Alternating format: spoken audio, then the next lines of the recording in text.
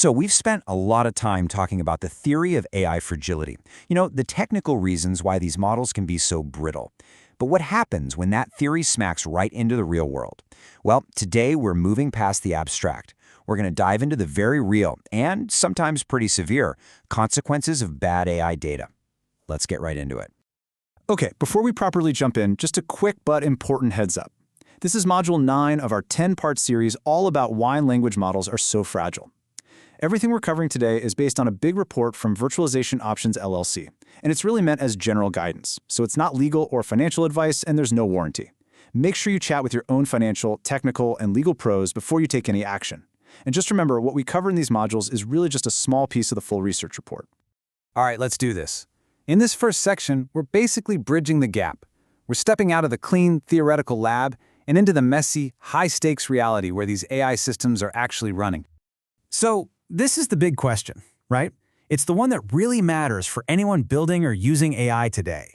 We know these models are sensitive. We know they're fragile. But what does that actually look like when they're out in the wild? What are the real-world consequences? Well, we're about to see. Okay, let's dive into our first set of case studies. We're calling this section the misinformation machine, and for good reason. It focuses on these massive failures where bad data creates outputs that have a direct and sometimes dangerous impact on people's lives. And we're going to start with a scenario where the stakes just couldn't be higher, an AI dishing out dangerous medical advice. What's truly alarming here is how confident these models can be when they're dead wrong. We're talking about AIs recommending unproven, even harmful treatments with the same tone of authority as something from a top medical journal. And the reason why is spelled out right there. The root cause was a toxic soup of training data. It mixed up legitimate medical literature with junk science from random health blogs, and the AI had absolutely no way of telling the difference. So from the doctor's office, let's head over to the courtroom. This next failure sent a huge shockwave through the legal world and really put a spotlight on this bizarre AI behavior we call hallucination. This is that famous case you might have heard about, where lawyers actually submitted court documents that cited completely made-up legal cases. The AI created these precedents that looked and sounded perfectly legitimate, but they just didn't exist.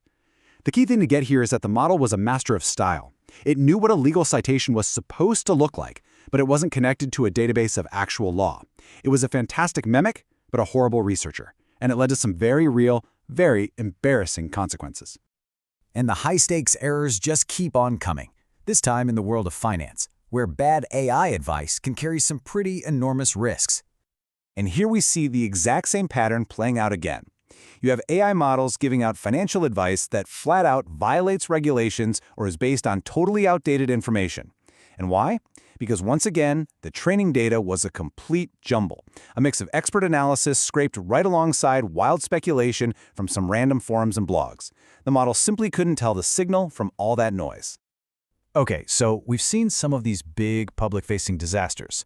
Now let's switch gears and focus on the kinds of failures that hit a little closer to home for developers and IT pros.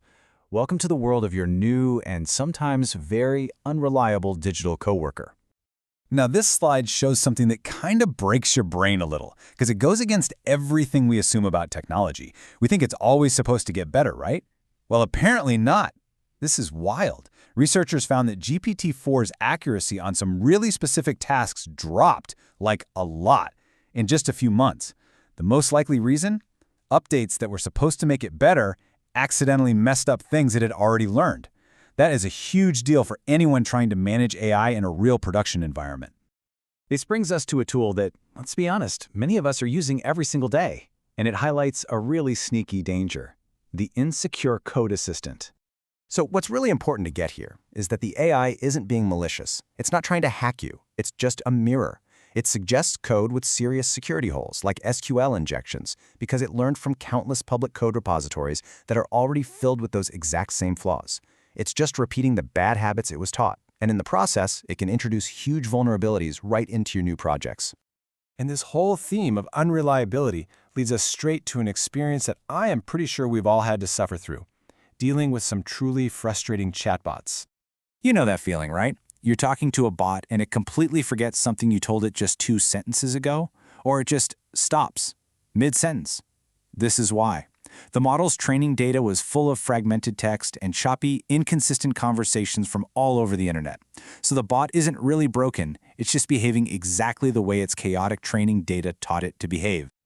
Okay, let's shift from things that are frustrating to something that is a deeply serious problem for society. This is where poor data quality doesn't just create a bug, it actually automates and amplifies human bias. I mean, this slide just lays out how a system with zero malicious intent can still produce a discriminatory result. The process is dangerously simple. You train an AI on your company's historical hiring data. That data, of course, reflects all the existing societal biases we've had for decades. The AI sees these biases not as biases, but as successful patterns, so it learns them. And the result? You get a tool that automatically continues and maybe even worsens discrimination. So after looking at all these different kinds of failures in medicine, in law, in coding, in hiring, what's the one single thread that ties them all together? Well, the root cause is, and it seems like it always has been, the data. So let's just connect all the dots here. In every single one of these case studies, the training data was a mess, a mix of high and low quality stuff with no good way to filter it. Then, these models were put into high-stakes situations, and the people deploying them made a huge, flawed assumption. They thought the massive size of the model would somehow fix the bad data. But as we've just seen, it absolutely cannot. Which brings us to our final and maybe most important question. If these incredibly powerful AI models are basically just a reflection of our entire, messy, unfiltered digital world, with all of its mistakes, its biases, and its misinformation, then how can we ever truly, fully trust them to make decisions that matter?